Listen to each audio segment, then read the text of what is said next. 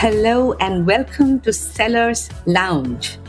I'm your host, Pritha Dubey, an international sales trainer and founder of Success for Women, where we help organizations create sales superstars by combining the science of selling and the emotional intelligence.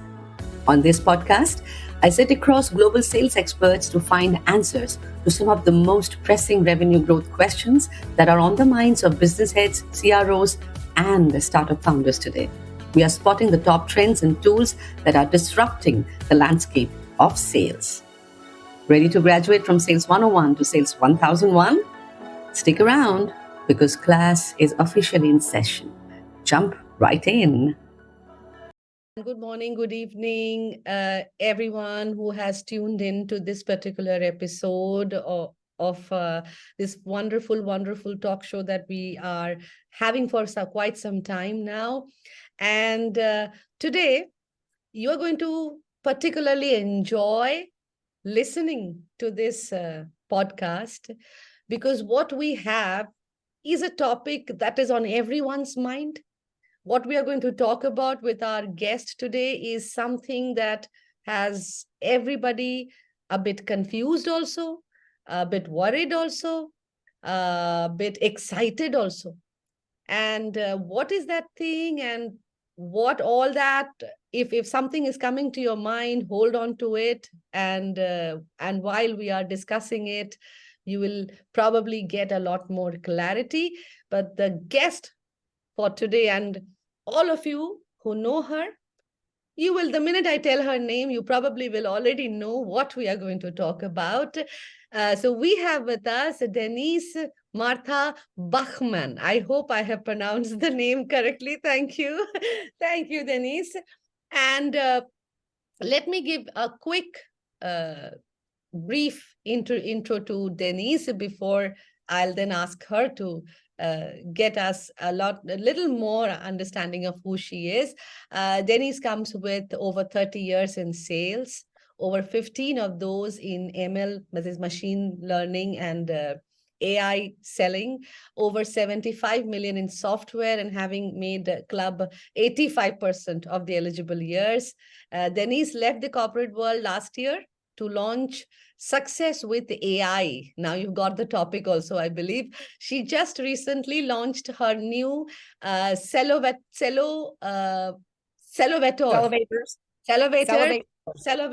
program, yes, to help the sales, sales elevate the human connection in this world of AI. Can you imagine how interesting this is going to be? Adopting and adapting to the AI technologies within the sales process while cultivating the human experience.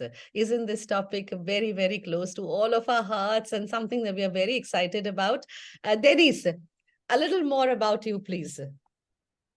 Well, you already did such a great job of introducing me, Pritha. Thank you so much for having me here. A little bit extra about me. My passion, I'm an AI enthusiast, but very much passionate at the same time about sales. And the fact that we have really adopted so many of these new technologies. We've wanted to automate so much of these mundane tasks that we've almost lost that ability to connect with the human and create this human experience.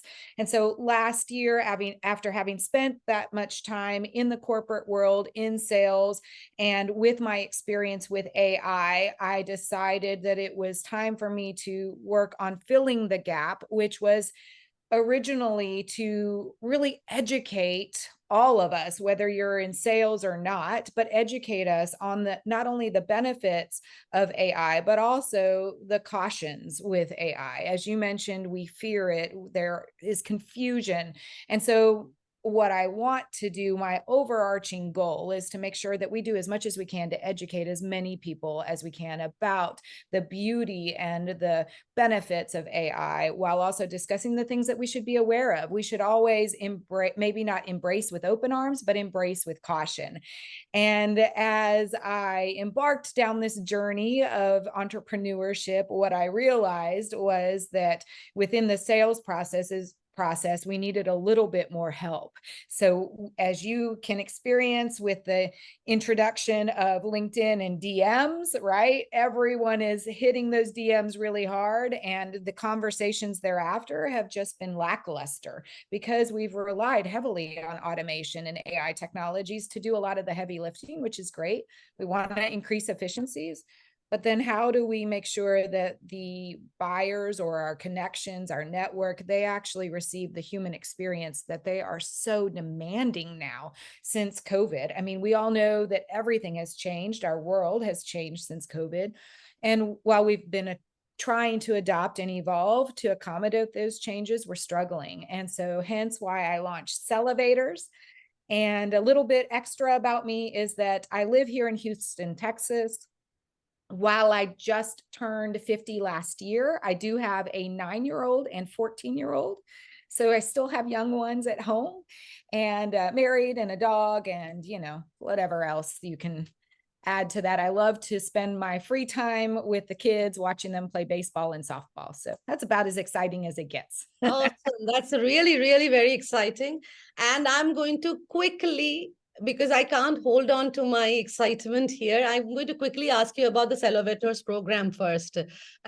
Please tell us what exactly happens in this program and how are you, through this program, bringing in that alignment of AI and the human connection, because you're absolutely right that with so much of automation that every organization and sales functions are getting into, somewhere they are absolutely missing out on that human connection. And I believe the salespeople are feeling it also, that, probably they're not enjoying it, that we are missing out on that human connection.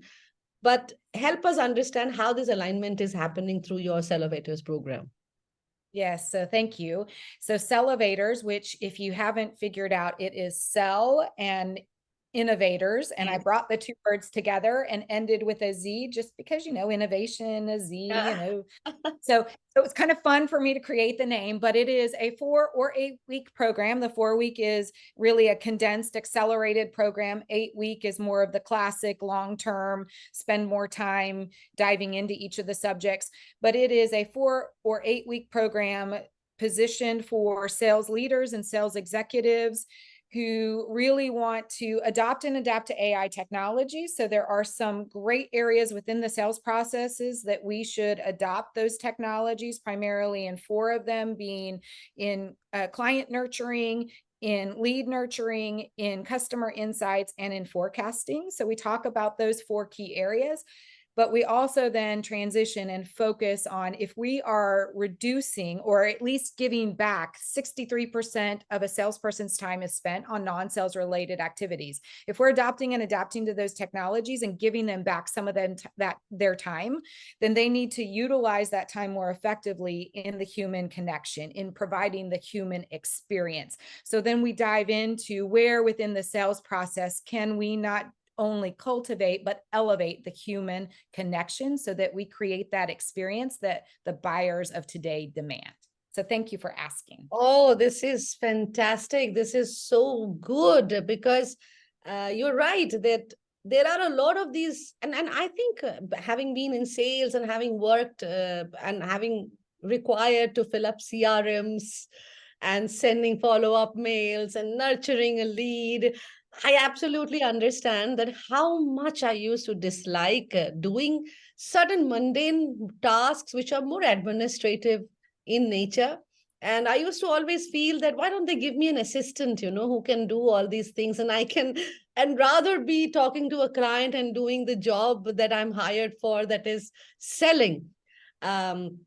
But we can't escape from it. That is part of the sales. I need to nurture a lead. I need to nurture a relationship. I need to kind of, bring them all together. And that is how the growth can happen. Help us understand more, because people really do not still have got a hang of what AI is doing to them. Or is it like, there are still these questions and doubts and fear, probably, AI is going to take away my job, so And that's a fair fear that we all have, because look at, I don't even remember her name, Pritha, but there's this robot CEO who is they have designated her as a female, and she is now a CEO of an organization, of a company. And to me, that is scary. It looks as though we could potentially be replacing people. And it is a fear that we are going to replace jobs. I think the World Economic Forum, they said that I think 85 billion or million, excuse me, don't quote me on the exact number, but around 85 million jobs will be replaced with AI. 100%. That's just the way it's going to be. However, they also did say that at least 95 million new jobs will come out of the replacement of AI. So we are going to adopt, evolve, and shift, and hopefully upskill ourselves so that we can now adopt some of these new roles that will be created because of AI. But I think really what we need to do is, while of course I am an AI enthusiast and I love AI, we do need to be caution of how AI is evolving, so that we are aware and educated and potentially actually engaging enough that we can affect the trajectory of AI. It is something, of course, to fear. So maybe not fear, but at least have caution around. And it will most certainly get to a point where we should fear if we don't start getting engaged, start getting involved, start becoming knowledgeable, educated. So I guess I go back to, there should be somewhat of a cautionary consideration as it relates to AI. And those are, I think, a whole nother conversation that we could probably have for probably an audience that really wants to dive a bit deeper into the specifics around AI, some of the examples where we should be more cautionary around. But as it relates to us, the common folk, the everyday folk, while we need to be educated, be engaged, help make a difference in the trajectory of AI, we should also start to utilize it. We should really leverage AI where we can. So, because I don't know, I know you know this, but I don't know if everyone else realizes, in the past, it would take 5 to 8 interactions with a potential lead for them to actually finally engage with you. But now that number has increased to 15 to 20 different engagements or interactions for them to actually engage with you. That's a lot. And we are, as salespeople, we are bored very easily. Or if we're not bored, we always spend our time where we think the money is going to come, right? And so spending 15 to 20 different spending time on 15 to 20 different interactions sometimes can be so boring and time consuming and take us away, so we think, from closing business. So that's when we should leverage AI and automation to help us in those areas, so that we can still nurture a potential lead, and then of course nurture a client, so that we can spend our energies actually engaging, again, providing that human experience. So I think I kind of went 2 different directions when you asked that question, because I did want to isolate, yes, we should be cautionary of AI and the future of it. We should be engaged, knowledgeable, and learning. That's a whole nother conversation. But as it relates to us in sales, I think while we should be cautionary, we should adopt it to give our clients that experience that they are so demanding these days. Yes, point taken. Both the sides need to be balanced in a way, and we probably need to be a little more mature to understand where is it coming from and where is it going and where am I vis-a-vis this new change that's happening, and therefore what are the steps that I need to do in order for me to adapt to this new change that is going to come. And always it's better that rather than fearing it, we should always have that growth mindset and try and see that how I can leverage this to my best potential, and whatever I can do to at least leverage and take advantage of it. The question is, many a times as salespeople, even if you ask me, AI is now suddenly the disruption has happened and it is going so fast. The changes are happening so fast. It's overwhelming for a normal salesperson. it gets very overwhelming that, today I am talking about just automating a few stuff. And suddenly I see that there are articles and there are there are so many people talking about selling on the metaverse. Now imagine a normal common salesperson like myself who is still struggling to achieve my quota. I have just got used to probably using an automation tool and setting up those cadence and sending those follow-up emails and lead nurturing. I'm using an automation tool for that. And someone saying if you're not on metaverse, you are missing out. Imagine the kind of the mental state or the emotions that we could be feeling. So give us some assurance, give us some encouragement, Denise, that what is it? Should we, how much overwhelmed should we get? That's a good question, because it is overwhelming when you think about the different mediums or paths that we can take to closing a deal. And as it relates to the metaverse, I would say just ignore those for right now. Everyone is using metaverse because it's the hype, it's the new shiny object, right? But the reality is people are dabbling, and they're not and their success in that dabble is not overwhelming. They're not super successful right now because they're just adjusting and learning. I think that we should stay focused on the 4 key areas that I think we should be automating. We should stay focused in those processes or parts of the sales process, and leverage social media. So find ways to leverage social media, but let's stay away, or at least until you are absolutely made to. I would just maybe be caution, at least take caution when listening to the metaverse conversation, so that you're at least aware and educated. But I would say put it aside. Focus your energies on what you can control, and what you can control is your social media, and within the sales processes, adopting and adapting those strategies there. Would you agree with that, Pritha? I think this makes absolute sense, because that's how I have been able to, because I'm also a salesperson. I also get overwhelmed, and suddenly I hear that, and I'm a solopreneur, and if I'm doing my own business, and if there's someone who is telling me, oh, you should be on metaverse, and I'm like, I'm scratching my head, how am I now going to be on metaverse and doing this business? So, and then I decided that no, it's still not time for the metaverse, for us to worry about metaverse. I know that future probably is going to be even more amazing. The idea that I have in my mind is that hopefully these tools will help us do our job better, but they may not exactly be able to do what we can do.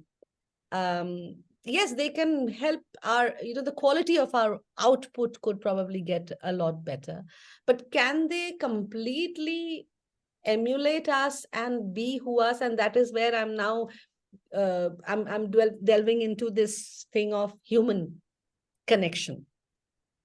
So what are those aspects, even when you are using an AI? What are those human connections related aspects that a salesperson should keep in mind, even if I've been in an automated process? Say I am doing lead nurturing and I'm in an automated process. There is a high chance that the customer may understand that, this is come via some automated channel. And it may put off some customers, and they say that, but you can't even send me a personalized note. You are sending me a DM, and you're sending it to, because it happens, right? People have started using Sales Navigator and probably any other tool where there is AI involved in it, and it's a mass messaging that is going out. And when it hits our inbox or DM, we realize that this message was not even meant for me, but it reached me. So this is where the salesperson should be a bit careful, right? So where is that human connection that they can bring in when certain things will become automated? Yeah, so I always say it's okay to automate your outreach, most certainly, especially again, as we go back, it's no longer 5 to 8, it's 15 to 20 touch points before someone will actually engage. So yes, do automate, but where it's important for the human connection is as you automate, it is your responsibility to be cautious of how you present, how you create that email that you're sending or DM or whatever example we want to use. Make sure that you have created it such that that when you put in names that it looks a bit more personalized. But the other is, you can only do so much of that. The ones that you want to target personally, that you, for whatever reason, you have a connection with them, maybe you saw them, maybe you met them, whatever, that maybe there's something about them that that intrigues you or that you have in common with them, then instead of automating that part of the process, the initial engagement, you personalize that one.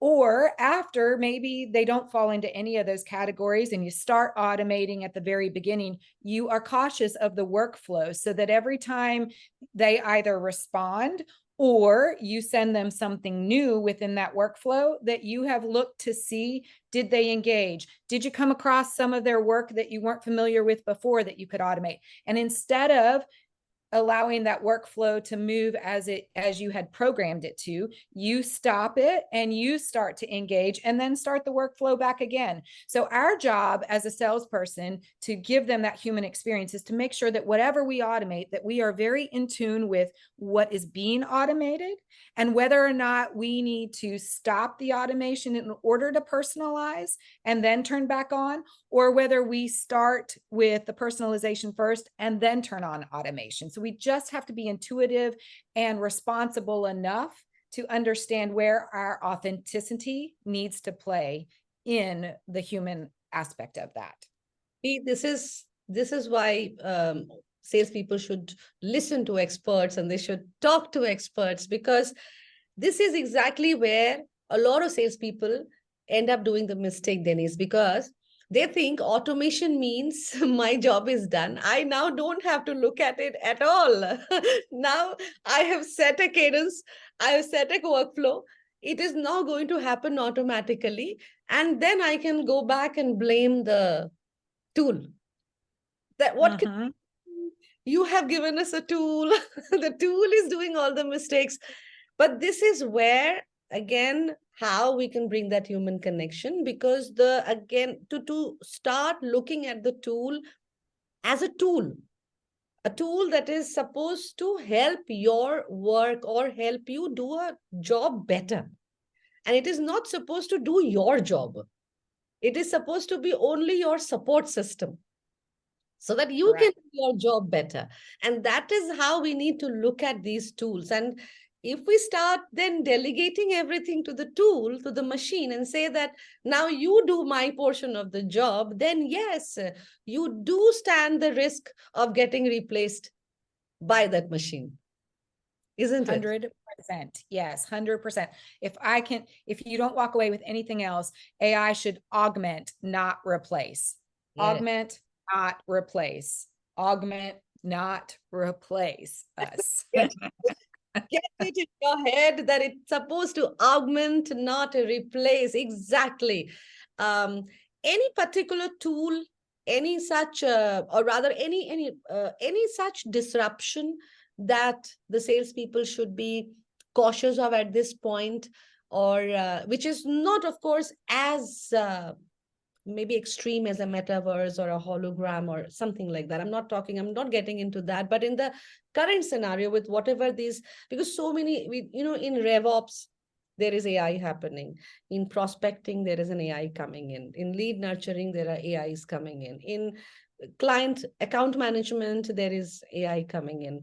But is there any such, other than artificial intelligence, or even artificial intelligence itself is probably going through a lot of change. And with this chat GPT and other aspects that is coming in, you're building your resume, you are creating your script, you're building your entire cadence also. You're just giving a prompt and the entire cadence and the workflow is also getting created nowadays. Any such disruption that is important, like it's like peeking around the corner, is about to enter our lives, and we should be aware of it, or we should know this right now, if suppose somebody is not that aware and not that exposed and right now, or not studying so much through this particular show, can we make them educated? Is there something that is happening very strongly, or the vibe is there and one must either start gathering knowledge about it or start getting prepared on it? Yeah, I would say there are a couple of different areas, but if we're talking about specifically as it relates to the sales process, something that we're seeing a more and more of are the automated bots, the virtual assistants that we really need to be cautious of, because they can model or mimic a human conversation in real time. And we need to be cautious of starting to attempt to adopt these. If organizations are wanting to implement them, they want their sales teams to leverage them, then we need to be cautious of making sure, very much like the outreach when we're talking emails and DMs, we want to make sure that we are entrenched in the workflow, in the process. We need to do the same with the bots, because the bots can actually be super scary in that they can seem as though you are truly immediately in real time communicating with a human. So we do need to be very cautious of how we leverage them, and that same focus that we spend on the email and DM workflows, that we're spending on the bots as well. But I would say the other thing I would really make sure that we're cautious of, it's already here, people are leveraging it, but how we use Chat GPT.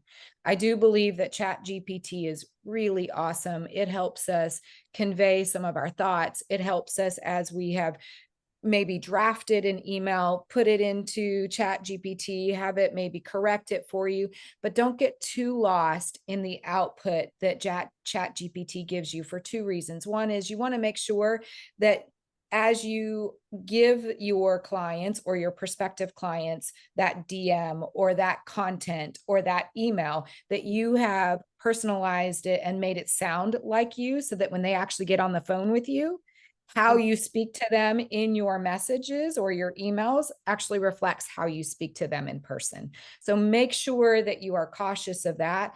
And the other is that, remember that when you are utilizing Chat GPT, it only gives you data today, right now, up to 2021. Anything after that, the data has not been scraped, and it therefore is not being pushed into the language models. So you need to be really cautious of making sure you go back to and add specific quotes or specific statistics or whatever it is that you're using as a reference point, that you address those, the newer ones, rather than leveraging the older ones, because no one wants old data. You can access old data anywhere. You need to make sure that whatever you take and utilize from Chat GPT, that you've checked it. The proof points are more current proof points that we can use today that make more sense. Because as you know, Pritha, we've seen the evolution of not only the sales process, but the buyer since 2020 with COVID. It has changed so dramatically that we have to leverage proof points from today and not from the past. So I gave you more than what you wanted. I actually gave you one that we're actually leveraging today, and one that I think is more on the horizon.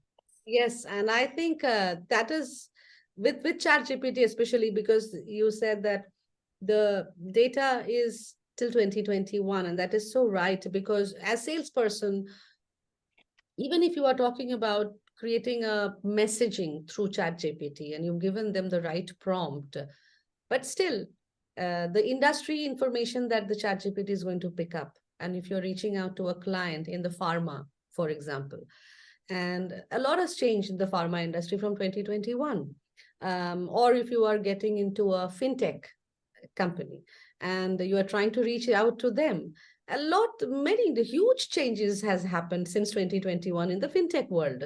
Now, if you rely completely on whatever ChatGPT is giving you the data on the fintech industry, and you just imagine the credibility the loss of credibility that is going to happen for you as a salesperson, and you're reaching out to a CXO level someone, say a CTO, the technology officer, and you are sending, and that's a knowledgeable person out there, and you just copy pasted the chat GPT information, and that's it. You lose it. You lose a deal, not only a deal, you lose your credibility, you lose that client's not only that client forever, but that CTO is going to remember you, and they're going to probably talk and laugh about you among their circle, that this is a company who tried to reach out to me saying that they can help a fintech company like us into something, something, something, and they are themselves not even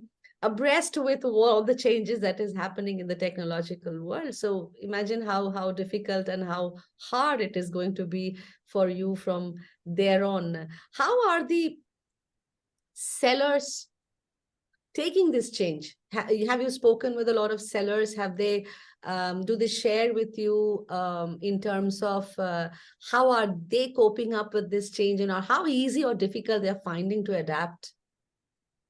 I think in speaking with most of them, the ability to adapt to this ever-changing sales world that we're living in since COVID has been, in some cases, it's been easy for those that are experienced and knowledgeable and really are adaptable. For some of the other ones, it's been a bit of a challenge because you have the pressures of the organization giving you these tools that they want you to use because they want you to be more efficient. And the sales reps themselves are getting lost in, what do I automate? How much of it do I leverage? How much of it do I not? I've got to meet the metrics that the organization is pressuring me to meet. How do I do that effectively and still retain that personal touch? So I think that quite a few of them are struggling in the ability to adapt effectively. There are a few that most certainly are doing well at it. And those are the ones who, as I mentioned already, are experienced, they're knowledgeable, they're adaptable, and they also kind of pave their own way, right? And they get their job done such that they've built this credibility that with the leadership that they can do what they need to be successful, and leverage what they can, and then leverage themselves more than the automation tools. But I think that comes again with maturity in this as a salesperson and as an individual. And I think one needs to also have that inner desire to grow and to become better with each passing day, because it's only then that you're going to find that maturity, that I need to grow, I need to adapt, the things are changing, rather than sitting back and cribbing that things are changing and so I can't help it. You will start to utilize these change, and you will still start to adapt to that change, and you'll probably work on developing your emotional and mental agility, so that whatever happens, you are sailing through those changes and you are able to come out of it with success.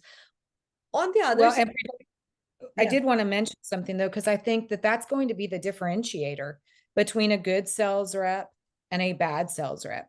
In this day and age, because of the evolution and adoption of AI and automation, if we are not evolving as humans, if we are not evolving as salespeople, we are going to be non-existent. That doesn't mean that we're going to die as individuals, but what I do mean is that you will be replaced with someone who can do your job even better, more so than ever before. We always talk about sales being super stressful and very demanding and really hard. It's still going to be that, but it's going to be even more so if you don't know how to evolve to accommodate these new changes within the sales process. Very true. And one of the programs that we run with our clients, and so I focus a lot on the emotional intelligence part of the salespeople. And in today's time, I especially feel that this holds a very important role, again, because of the same thing, because we are losing that human connection. We are not connecting with them. See, as you said, rightly mentioned, it is taking 15 to 20 touch points to finally being able to speak with the client. And those touch points are mostly digital.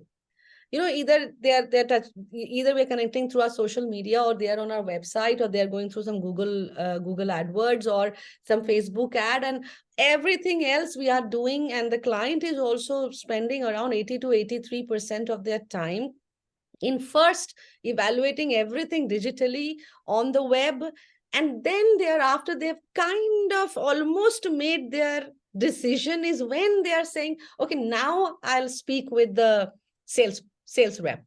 So imagine how much of the work is happening on that online system, and then the salesperson will come, and it's only then validation of the thoughts that, okay, this is what I thought about you. Now let me validate whatever I assessed about you through my online research. Is that right or wrong? And if that turns out to be right, then okay, fine, let's go ahead. If it turns out to be wrong, okay, I have two more in the pipeline whom I need to speak with. Maybe I'll go and speak with the other two people. Well, and Pritha, that's so accurate. And just to think, by the time they've made their selection, they've already done their homework, they've researched, they already have in mind, they've narrowed it down to the 2 or 3 that you mentioned. When they go to each of those 2 or 3 vendors, the differentiator, because they already know what the products can do or the service offering is that they're seeking, they already know what you're offering them. The differentiator is going to be the experience that they get either with you or with the organization, or even potentially both. Yes. And so you have to be the differentiator. And the only way you can do that is, of course, we all know elevating and cultivating the human connection, but having that emotional intelligence and having the ability to be adaptable and to evolve with the changing times within the sales demands of today. Yes. So yes. I agree 100% with you. Absolutely. And another thing that is evolving, and more so because it's a demand coming from the buyer side, is integrity and ethics from the salespeople. Because gone are those days when you can sell anything to anybody and you will be termed as, hailed as the best, salesperson or sales superstar. Gone are those days. Buyers have started expecting ethical selling now from every salesperson. And that is also where the emotional intelligence comes in to help, because if you are not emotionally intelligent, you won't be driven by a personal integrity. And then the sales is not going to be an ethical selling for them. And that is also a portion, these personal integrity, ethics in selling, agility, resilience. These are certain things which are only with a human. A machine can't bring all these things, isn't it? Because 95 to 98% of buying decisions are emotionally based. Yes. You can't create that emotion with a robot. It can only be created with a human. Exactly. The robot will only do some, transactional conversations based on whatever codes have been fit into them. But beyond that, to understand where the customer flinched, at which statement of mind the customer flinched, and where I could see a slight twinkle in the eyes, and where the customer at some statement of mind, the customer had a broad smile. Now, these are very important cues for a salesperson.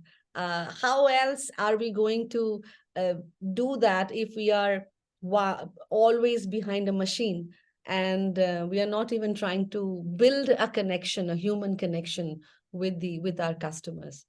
How are the customers taking this whole change in the scenario of artificial intelligence coming in? And of course, they are also realizing that they are dealing with the bots at a lot of places. They are dealing with these bots, and these things are AI. What has been your experience with the buyers? I mean, there are going to be some, of course, that don't like to talk to humans, and they're happy with the bots or the automated and AI technologies. I mean, that's the reality of it. But for the majority of the buyers, they hate the AI and automation, except when it benefits them, right? So as it relates to going out and doing the research and homework before they go to a vendor, they love that they have access to that information. They can leverage Chat GPT. You know, there's so many different other tools out there that help them get the insights that they need as a buyer, that of course they love that aspect of it, but they hate the automation. They hate, I mean, heck, I'm an AI enthusiast and I despise those automated DMs, right? Now, I like to leverage the automated solutions. I mean, of course, who doesn't, right? I mean, especially those of us who are really good at being able to balance or harmoniously manage the, you know, the difference between an AI solution and us. If we can do that well, we want to leverage those solutions where we can, so we can continue to do the other part of the human aspect of it well.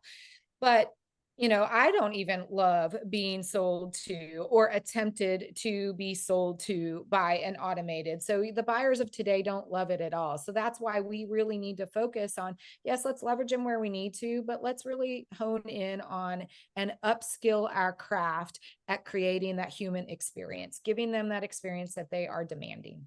Exactly. And sales is all about putting the customer at the center, right? So don't be so excited about this whole AI and try and get everything into that automation aspect, discarding the feeling of your buyer, discarding what your buyer wants actually. Because you're right, most of the people that I have spoken with, everyone says the same thing. I do not like this, you know, sometimes. And nowadays with the Chat GPT and all that stuff, even the messaging and the AI tools have also started sounding so smart that it is also a big big risk or a big challenge with salespeople. Sometimes the buyers say, I receive a message or I receive a call and I don't even know it's a real person connecting with me, or it's a human, it's a machine connecting with me, and it is creating a confusion in their mind also. And that is why I think when we are using these machines, what you mentioned about monitoring them, supervising them, being on top of those tools so that you can change the words, you can change some framing, and let it then sound exactly how it will sound when you face to face, when you're personally talking to a customer. How are you going to sound? It's going to be very much like that. I you know, when I was working on my business, and I started off with, said, okay, let me start with my online branding, and many people were taking help of these brand strategists, right? So I thought, okay, let me connect with one of the brand strategists, and I connected and I hired somebody for a very short period. The reason we had to part ways was that because I started feeling that that person's writing, the way that person is creating the content, the words that the person uses, and the framing of the communication, that is not me. It's not me at all. I don't talk like that. I don't use those kind of words. I don't sound like that. I am more informal in my communications. I use a little bit of informal words when I communicate. And that person was using a lot of formal conversations and full grammatically correct. I do grammatical mistakes. And whenever I am talking, I am comfortable. I'm fine with all those mistakes and the, you know, that comes out of my mouth when I am communicating. That is the human me. I do not even desire to be the perfect person, you know, as long as I can come across as a human to the other person, and the other person knows, okay, fine, this person can make mistake because she's a woman. And I want that to come out, the real me who is authentic, the way I am, full of mistakes, full of faults and flaws. I want that side to come out, not some perfect thing. And then they're going to meet me. They're going to talk to me and they will be like, something is match. Yeah. And I mean, look at how successful you've been with who you are, just being yourself, your authentic self. How much success have you had? I mean, it's been amazing, right? Absolutely, absolutely amazing. And I think that is true for each one of us, Denise, because you look at our entire group, that we are, we communicate, we're talking. Look at each one of us. The reason that each one of us, if you look at Chris with his all those Hawaiian shirts, and he's unapologetically himself. He says, no, that's me. You have to see me like for who I am. You have to love me for who I am. The kind of talks, Marcus with his absolutely on your face, I'm going to show you a mirror. That's who Marcus is. And that's what he presents to the world. The reason why each one of us, we are also selling. We are all constantly, if we are doing our business, understand we are doing big time sales. Big time sales is what we have to do. And we are also going through these same changes and the same disruptions that every salesperson is going through. And but we are adapting to it. We are being agile to that entire thing. We know how, and we probably are showing a lot more maturity. But the main reason why we are able to be successful is we are probably controlling these tools, and we are not letting these tools control us. Isn't it? True. 100%. And we're allowing that human connection to continue to not only cultivate, but elevate that, being our authentic selves, which I think is so very important. I think in this day and age where we can get so caught up in the noise and confusion, those that shine are those true, authentic individuals who you see what you get with them, and they're not trying to be anyone else but themselves. They are the ones that create that human experience for their clients. I think there should not be any more words spoken after this. This is the success mantra that one should remember, because this is what ultimately brings that success. This is the elixir. This is what you need to remember. This is what you need to have. And this is what should give you that power, because that power is inside of you. It is not outside of you. It is not in any machine. It's not in any other tool. It is all inside you. And it's all about what you believe and what you think of yourself. And bring that out, have that maturity, believe in yourself. End of the day, these tools are also made by humans. So there is nothing to be so afraid of. Until and unless you submit yourself completely to that tool, then nothing else. And then no one. Then it's that matrix kind of a thing. You have to wait for some Neo to come into your life and save you from the machines. But you have to be the chosen one for your life, and control your life, and just keep your eyes on your goal. And no matter how many goals you have, stay focused and grow. And don't be afraid, as you have heard the expert speak here itself. Don't be afraid of these tools. Adapt to it. Yes, caution is required. You need to be cautious. And you need to have that maturity to understand how much of caution and on what all aspects I need to be cautious about. But yes, adopt it and adapt to it. That is what is going to keep you growing forward. Thank you so much, Denise. It was lovely, lovely, lovely speaking with you. And I think this episode and your words of wisdom is going to give so much of confidence and so much of encouragement to all the salespeople who have been roaming around pretty confused that, what's going to happen to us in the future. I think this is going to give us a lot of assurance. So thank you so much.